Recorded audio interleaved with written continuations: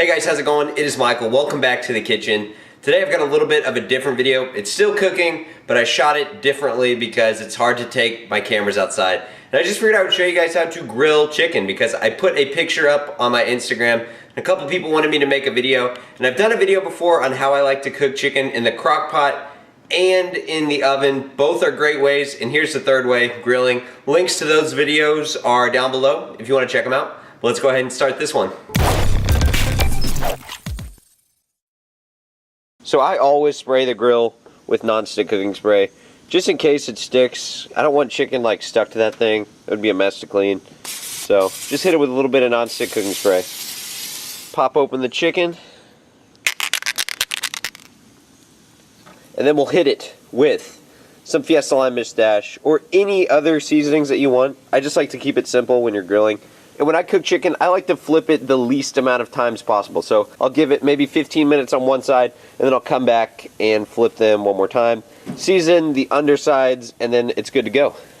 And this is just another thing that I started doing recently, and it's grilling potatoes. And you can do this with sweet potatoes or regular potatoes. Here I've got the potato peeler. If you want to leave the skin on, feel free to do that. I personally like to take it off.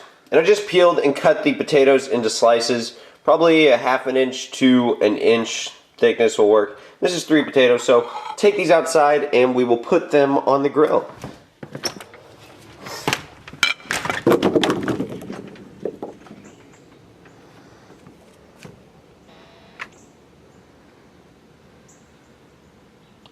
Huh.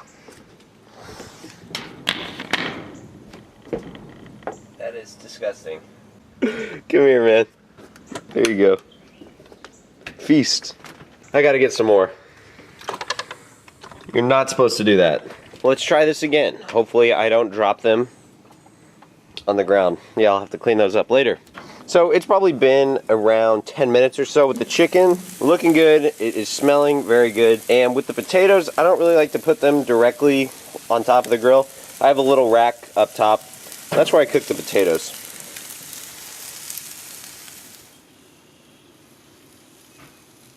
Okay, so let's check on the chicken. Chicken is looking great, smelling great. Go ahead and flip them over now, like 15 minutes later.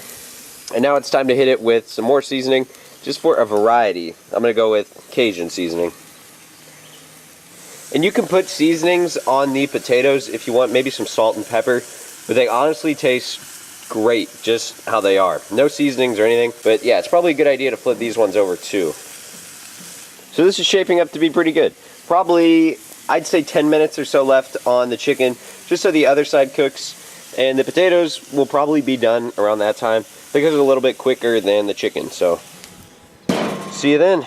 And here we are, like probably 10 minutes later. So the chicken is probably just about done. Maybe 5 more minutes, but the potatoes are done. And the best way to tell if the potatoes are done is if you just take a fork and you can just break through them really easily like that. That means they're soft enough to eat. They're not hard like potatoes usually are. So these are done. Set them onto a plate here.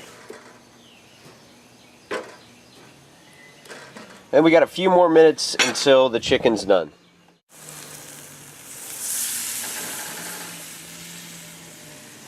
With chicken, you just don't want the juices on the inside. You know, when you cook chicken, you'll see juices sometimes. You don't want that to be pink. You want it to be clear. So the best way to tell, after it's cut open like that, it looks good. When you press down on it, if the juices are clear, which I don't know if you guys can see them, it's clear. It's done. Okay, now this is the plate I do not want to drop. Got my fingers crossed. And this is kind of self-explanatory, but I get this question a lot. People want to know, how do you count the macros on food like this? What I do is I will go on MyFitnessPal and search USDA and then whatever the food is. So if it's potatoes, type in potatoes afterwards, and there it is. It's on my recent list.